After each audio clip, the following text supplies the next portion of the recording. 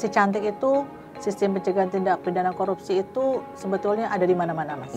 Ada di mana-mana, Mas Uki, ya. Jadi makanya kita sampaikan autoimun. Kalau mamanya kita udah punya kekebalan tubuh terus balik lagi menjadi suatu illness, menjadi suatu penyakit ya.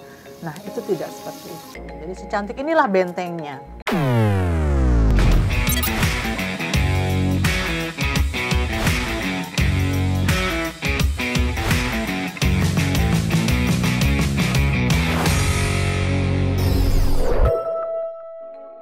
Sambutan Presiden pada acara KPK Aksi Nasional Pencegahan Korupsi.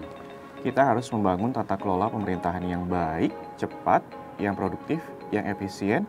Di saat yang sama juga nih harus akuntabel dan juga bebas dari korupsi. Tapi kalau kita ngelihat ini data korupsi Indonesia tahun 2022, Indeks Perception Index-nya ini ada di angka 34, peringkat 110 dari 180 negara. Waduh. Wah. Si cantik, sistem pencegahan tindak pidana korupsi. Dr. Furkoni Putri Sakura, SH, MH, MKN. Ini Ibu? Hah? Benar Bu? Kaget ya? Wow! Kolaborasi pembangunan Fraud Control Plan berbasis sistem pencegahan tindak pidana korupsi. Ini bohong, berarti bukan tulisan bikinan Ibu? Ini bikinan Ibu bukan? Pasti bikinan saya. Bikinan Ibu? Iya. Wah, ada foto saya loh di situ. Kirain Ibu kayak testimoni, bukan ya? Bukan. Ibu yang bikin? Iya, kalau saya yang testimoni pakai video dong. Ini kan pakai tulisan. Oke, sudah hadir di sini di tengah-tengah kita Dr. Furkoni Putri Sakura, SHMH, MKN. Ini Inspektur 2 Sekretariat Jenderal DPR RI. Kita mau ngulik lebih dalam informasi terkait dengan si cantik. Kenapa mesti si cantik? Kenapa nggak si ganteng? Kenapa nggak si tampan? Kenapa nggak si apa gitu? Si hantu. Bukannya apa kabar? Baik. Sehat ya? Sehat Mas Uki. Tapi nggak pusing gara-gara ngerjain si cantik ini? Sebetulnya pusing sih. Keluarga masih aman? Masih aman, karena Mas Uki jadi saya nggak pusing. Bu, kenapa mesti si cantik? Karena Ibu Koni seorang wanita, dan wanita ini semua lahir dengan kecantikannya masing-masing? Atau apa? Si cantik itu akronim sebetulnya ya, akronim dari Sistem Pencegahan Tindak Pidana Korupsi. Ya. Jadi si cantik ini kenapa nggak saya bilang si hantu atau si handsome atau si ganteng ya? Karena kepanjangannya juga Sistem Pencegahan Tindak Pidana Korupsi akronimnya. Gitu ya, makanya kita namakan si cantik. Nilai jualnya adalah pertama, saya yang melahirkan inovasi baru ini karena saya wanita, perempuan, gitu kan ya, identik dengan hal-hal yang berbau feminin, feminin lah pokoknya ya. Tapi belum titik itu, ya. Ternyata begitu lihat di dalamnya, Mas Uki lihat di dalamnya itu mengenai bagaimana kita membangun sistem untuk mencegah terjadinya korupsi. Jadi sebetulnya ini ada hal yang bertolak belakang ya, antara si cantik dengan namanya, tapi di dalamnya itu serem. Karena apa? Kalau di depannya kita cari akronimnya si hantu, orang pasti pada takut kalau saya bikin sistem seperti ini, nggak lagi tertarik buat melihat. Terus saya juga bikin warnanya ini eye catching ya. Kita kasih warna-warna khas banget wanita. Girly, iya warna girly. Tapi bukan berarti gitu ya. Isinya girly, bukan. Isinya horor. Horor buat orang-orang yang selama ini takut, atau horor buat orang-orang yang selama ini melakukan tindakan-tindakan yang tidak semestinya nih sebagai seorang pegawai. Bu, kalau kita misalnya mau ngomongin soal si cantik sistem pencegahan tindak pidana korupsi, ini bagaimana sih Bu awal mulanya Ibu bisa akhirnya kenapa bisa kepikiran bikin si cantik? Kenapa Ibu mau terjun akhirnya menghasilkan dan juga sebagai seorang kreator inovator dari si cantik ini? Ya Mas Uki ceritanya panjang banget ya. Tapi nggak sampai 2 episode kan? Nggak sampai 5 episode lah gitu kan ya, nanti cerita India gitu kan ya. Jadi Mas Uki kalau saya boleh menyampaikan cerita ini ya, si cantik ini awalnya adalah sebetulnya untuk memperbaiki fungsi dari Sekretariat Jenderal DPR RI. Ya. Khususnya adalah fungsi pengawasan. Karena kan kami Inspektorat Utama itu mempunyai fungsi pengawasan dan kita mengawal tugas-tugas Pak Sekjen sebagai supporting system dari Dewan ya. Dan kami juga untuk mengawal lah istilahnya bagaimana supaya pengawasan di Sekjen DPR itu bagus, baik, akuntabel sesuai dengan rule-nya. Sehingga apa? Endingnya kan kita mensupport Dewan juga bagus ya. Nah, dari tugas fungsi inspektor utama yang mana pada saat ini kita perlu tingkatkan mengenai layanan standarnya ya. Sehingga saya menemukan beberapa kekurangan ya, kekurangan atau kelemahan dari Sekjen DPR RI, yaitu pada saat saya awalnya menggagas ini karena memang ternyata ada beberapa nilai-nilai indeks kita yang berkaitan dengan integritas. Nilainya masih jauh di bawah apa yang diharapkan oleh KPK. Ya, integritas. Integritas itu kalau Mas Uki, kalau kita bicara integritas ya, sebetulnya simple kalimatnya, tapi orang menjalankannya susah, Mas. Integritas itu adalah kesesuaian antara ucapan dengan tulisan. Repot kan? Mas Uki beli handphone iPhone 15 juta. Ya kan? Kemudian harganya tertulis dalam kwitansi 15 juta. Nanti kalau kalau dibayarin kantor minta rembesan, jangan ditulis 16 juta. Ya. Waduh, ketahuan ya, Bu. Ketahuan ya. Jangan ya, tulis aja 15 juta. Tidak usah ditambahin ongkos kirim, ongkos Grab. Jadi tapi nggak dapat untung dong, Bu? Kan kita bukan mau jualan. Oh iya. Iya. Ya, jadi Oke. antara ucapan, tulisan, perbuatan tuh memang harus sama. Ngomongnya gampang ya, prakteknya susah. Prakteknya susah. Ini apalagi kalau kita lihat ya Bu, ini datanya nilai integritas pegawai Sekjen DPR RI ternyata di bawah rata-rata ya, yaitu 77,43. Sedangkan rata-ratanya ini adalah di 78,81%. Dan ini yang ditemukan oleh Ibu dan akhirnya tercetuslah ide si cantik. Iya, betul sekali. Jadi itulah asal mulanya bahwa saya beserta tim ya, saya nggak akan bisa kerja sendiri Mas Uki. Kebetulan saya ditugaskan kantor, ditugaskan Pak Sekjen mengikuti pelatihan kepemimpinan nasional tingkat 1. Ya, tahun 2023. Jadi kita di sini bukan mahasiswa ya, saya udah S3 ya, mahasiswa apalagi para calon profesor ya, calon-calon profesor ini untuk menemukan inovasi. Menemukan inovasi dalam jangka waktu 2 bulan harus terimplementasikan. Wow. Nah, makanya saya ngebangun si cantik ini dibantu oleh tim kelompok kerja. Tim kelompok kerja. Iya, tim kelompok kerjanya macam-macam. Ada tim substansi, ada tim administrasi, ada tim dokumentasi, ada tim yang paling penting, tim TV Parlemen. Ya, termasuk Mas Uki, tim Wah, saya. Jadi bagian sejarah nih pastinya buat bagaimana nih si cantik akhirnya lahir. Kalau kita ngomongin soal fraud nih Bu, fraud itu kan saya sering dengarnya nih adanya di hal-hal banking, tapi ternyata fraud juga bisa terjadi di lingkungan pekerjaan, baik itu di lembaga khususnya di DPR seperti itu ya Bu. Apa sih sebenarnya fraud Bu? Mungkin masyarakat juga selama ini nggak ngeh bahwa apa yang dilakukan sama dia itu fraud. Ya, sebetulnya fraud itu kalau arti secara KBBI harafiah adalah kecurangan. Ya. Jadi yang namanya kecurangan itu kita tidak mesti selama ini memang kalau di kantor-kantor pemerintahan ya Mas Uki ya, khususnya kita tidak bicara Sekjen DPR saja ya, tapi kantor-kantor negeri lah ya. Yang namanya fraud itu rata-rata itu karena bermula dari adanya sistem barang dan jasa, sistem pengadaan ya, sehingga di situ menimbulkan celah-celah potensi untuk fraud. Itu di kantor instansi pemerintah. Tapi jangan salah, di zaman modernis dan di zaman era digitalisasi ini, sekarang fraud terjadi di mana-mana. Data, ya.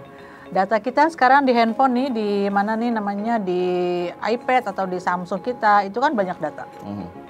Ada hacker, ya, hacker masuklah ke kita. Itu juga namanya kecurangan data. Jadi tidak hanya melulu kalau selama ini di kantor instansi pemerintah itu kebanyakan rata-rata fraud itu adalah manual, classical, berkaitan dengan tender, barang dan jasa. Tapi kalau di lembaga-lembaga sektor swasta atau internasional, fraudnya itu sudah mengarah kepada digitalisasi. Ya, hacker di handphone, data bank, data kita yang di bank, itu kan ya, makanya kita mesti yang sering muncul di TV, internet gitu ya Bu ya, betul sekali, itu sudah levelnya sudah fraudnya yang sudah lebih tinggi lagi ya, karena sudah high teknologi. Oke. Nah, ini kita ngomongin juga soal si cantik ini, kira-kira apakah bisa direalisasikan juga diimplementasikan bukan hanya buat DPR RI, tapi juga untuk seluruh kementerian lembaga ataupun bahkan parlemen-parlemen bukan hanya di Indonesia DPR RI, tapi juga di seluruh dunia. Kita akan bahas lengkapnya di Si Cantik, tapi jangan kemana-mana.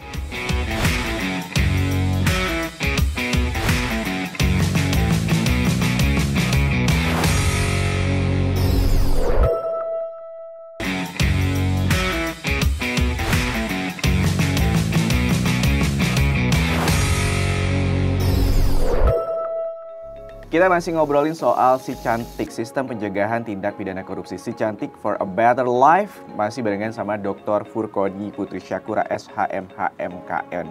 Bu, kalau kita ini dari data nih Bu, ada 27.400 aplikasi pemerintah. Banyak banget. Ini apakah nantinya Si Cantik ini akan menambah daftar list dari aplikasi yang ada di tanah air, kementerian dan juga lembaga. Tapi kalau misalnya kita ngomongin implementasinya seperti apa tuh Bu? Ya, Mas Uki, terima kasih. Banyak sekali ya aplikasi ya, ngapainnya susah ya. Saya di sini memang tidak membuat aplikasi, tapi yang sistem yang saya bangun ini justru menggabungkan aplikasi-aplikasi ada yang di Sekjen DPR RI. Ya, karena kan kami tuh membangun di Pustekinfo sedang membuat clustering ya, clustering aplikasi. Jadi saya tidak mau menambah beban, apalagi Presiden sudah, kalau kita bilang sudah menghold ya, di tahun 2023 ini aplikasi untuk bertambah. 2020 pada saat COVID, kita masih boleh beraplikasi karena kita kerja di rumah. Sekarang sudah tidak boleh ditambah lagi. Jadi sekarang adalah yang kita lakukan adalah membuat tools bagaimana Si Cantik ini bisa berguna, bisa bermanfaat melalui sistem pencegahan tindak pidana korupsi tadi. Ya, nah, oleh karena itu banyak hal dalam tempo 2 bulan, September 21 September sampai sekarang, ya November sekarang ini banyak hal yang sudah kita lakukan berkaitan dengan Si Cantik. Pertama, saya juga sudah melakukan knowledge sharing. Ya. Kemana aja tuh Bu? Knowledge sharingnya kita mengundang inspektorat, mengundang kementerian, ya lembaga-lembaga untuk datang ke kantor DPR RI, ke operation room, ke Abdul Muiz ya. Bahkan kita juga siarkan lewat Zoom. Respon mereka gimana Bu? Respon mereka bagus banget, banyak belajar dari kami. Apalagi dari kepala dinas ya, sekwan-sekwan yang merupakan kepanjangan tangan dari supporting system dewan di daerah ya. Mereka itu juga harus diberikan kompetensi ya berkaitan dengan tindak pidana korupsi, pencegahannya melalui apa. Sehingga mereka bisa mendapatkan ilmu dari kami, dari pusat ya, di Sekjen DPR, untuk mereka adopsi atau mereka ATM-kan.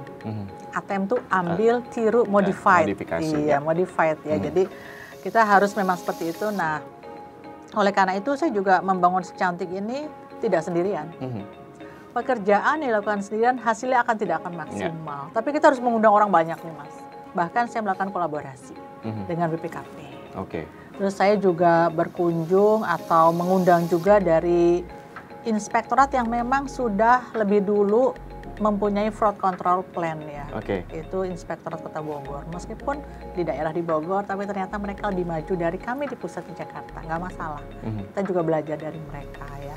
Terus kemudian juga saya juga sudah berkunjung atau benchmark ke Kementerian Keuangan, yang dimana Kementerian Keuangan itu nilai-nilainya itu sangat tinggi ya, indeksnya bagus-bagus semua. Tapi ternyata di sana juga masih banyak kekurangan-kekurangan dalam hal fraud. Jadi ternyata sistem udah dibangun, kalau sistem udah dibangun harus di-maintenance, kemudian diingatkan kembali, disosialisasikan, kemudian disadarkan, sehingga itu merupakan suatu habitual. Tidak hanya tertulis dalam secari kertas jadi peraturan, tapi harus terus diulang-ulang sehingga orang yang akan melakukan korupsi sudah tidak berani lagi, karena bukan malu pada dirinya sendiri, malu kepada yang menciptakan. Jadi kita kalau bicara budaya malu, budaya integritas, sebetulnya integritas itu janji kita kepada Tuhan ya, kepada Allah ya, bukan kepada manusia. Karena kalau kepada manusia, tadi saya sampaikan, yang namanya corruption itu di mana saja ada. Tidak pandang bulu, tidak pandang waktu, tidak pandang jabatan, seperti yang kita lihat akhir-akhir ini banyak di TV-TV dilakukan. Jangan itu terjadi di Sekjen DPR. Oke. Jadi tadi sudah ada sharing knowledge dengan beberapa kementerian lembaga dan juga pemerintah daerah. Terus katanya dengar-dengar Ibu juga punya Satgas. Ya, Satgas betul. Jadi kami sudah launching Satgas ya di bulan November kemarin itu, artinya apa, di bulan November ya 2023. Karena Satgas itu merupakan kepanjangan tangan dari si cantik. Kan nggak mungkin saya bekerja sendirian. Ya kan, Satgas itu mewakili unit-unit biro-biro yang mana anggotanya ada 17 orang. Di situ ada pejabat dan rata-rata anggota Satgas saya sebetulnya mereka itu beliau-beliau itu yang dunia kerjanya dunia barang dan jasa. Jadi seharusnya idealnya adalah mereka sudah sadar sendiri, oh saya anggota Satgas, hati-hati nih mau ada tender A, tender B, tender C, tender peralatan. Ini termasuk ya Bu? Tender peralatan yang digunakan teman-teman di parlemen ini kan tender juga pasti termasuk juga. Ada juga sih anggota Satgas kami dari pemerintahan juga ada mewakili, semuanya ada. Oke. Tantangan, sejauh ini Ibu menemukan tantangan nggak Bu dalam proses kolaborasi maupun juga implementasi dari si cantik ini? Ada tantangan yang Ibu temui, terus dengan ada tantangan itu bagaimana nih Ibu menghadapinya? Iya, Mas, tantangan itu yang pasti banyak ya, apalagi tantangannya saya ini kan mau membangun sistem pencegahan tindak pidana korupsi.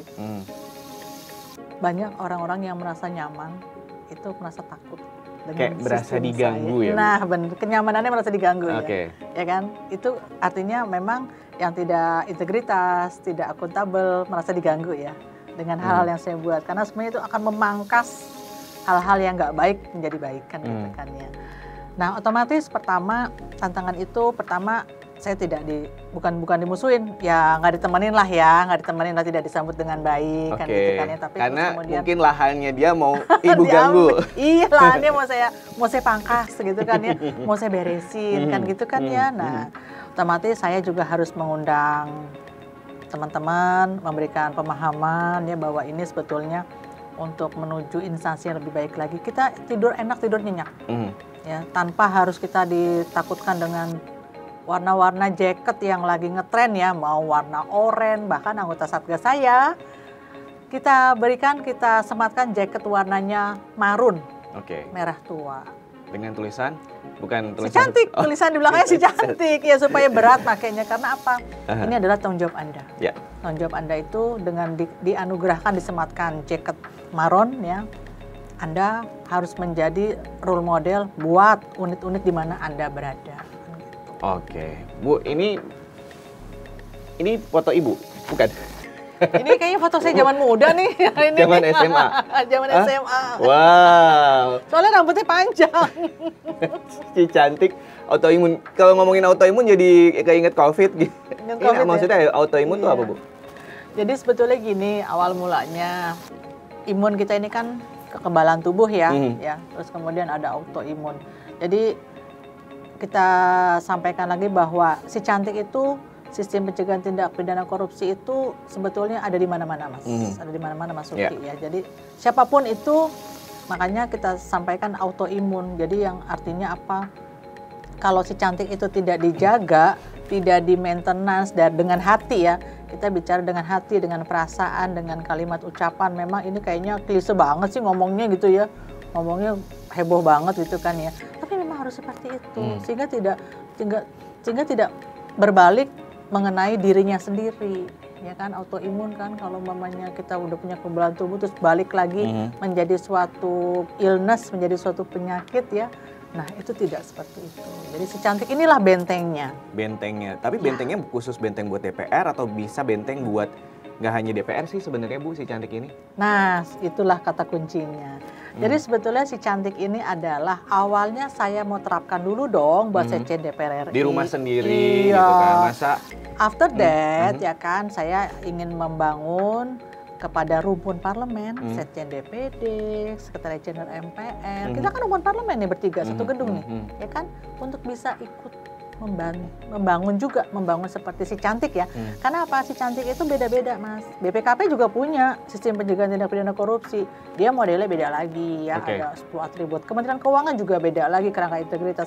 DPR beda lagi dengan si cantik sesuai dengan kebutuhan instansi. Jadi sama DPD, MPR atau KL-KL lain atau inspektorat di daerah ya. Ini saya juga sudah roadshow ke beberapa daerah gitu kan ya, melalui virtual, melalui Zoom, karena kan waktunya nggak ada ya.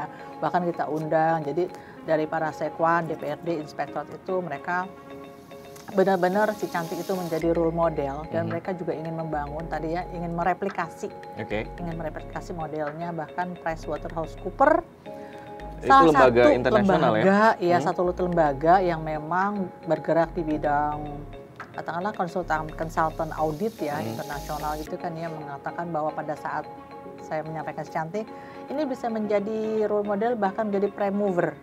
Ya, prime mover bahkan bagi supporting system untuk parlemen-parlemen dunia. Karena kalau bicara korupsi tidak memandang batas wilayah kerja atau waktu dan ruang. Wah, ini semoga bisa jadi role model tadi yang sudah Ibu sampaikan, bahwa lembaga internasional juga sudah mengakui nih terkait dengan si cantik, sistem pencegahan tindak pidana korupsi buatannya Bu Kony dan juga teman-teman tim yang juga sudah begitu baik dan juga begitu kerjasamanya baik sehingga akhirnya bisa menghasilkan si cantik, sistem pencegahan tindak pidana korupsi. Terakhir Bu Kony, silakan untuk closing statement terkait dengan cantik, sistem pencegahan tindak pidana korupsi. Si cantik, sistem pencegahan tindak pidana korupsi. Ya, tagline-nya adalah si cantik for better life. Ya. Kemudian si cantik for us as a prime mover and as of role model for all over in the world ya, artinya apa? Bahwa si cantik itu tidak hanya sebagai motor penggerak, tapi sebagai percontohan model untuk siapapun yang membutuhkan dan siapapun di parlemen-parlemen dunia yang memang ingin mengikuti jejak kami. Let's join with us.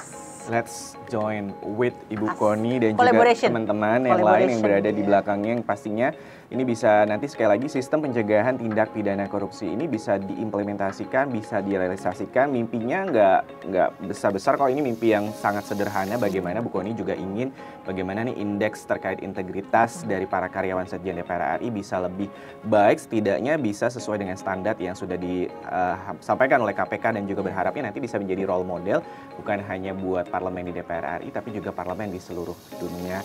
Dan sekali lagi ini adalah akhir perbincangan kita terkait dengan si cantik, sistem pencegahan tindak pidana korupsi. Kalau mau ada informasi lebih lanjut bisa cari tahu di mana ya Bu Kony?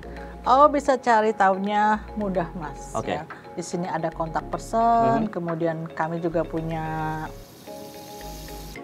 Instagram.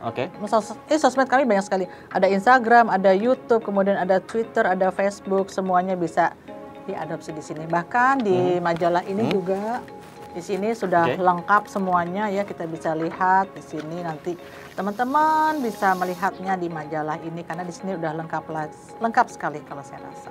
Sosmed utama itu sosmed yang update.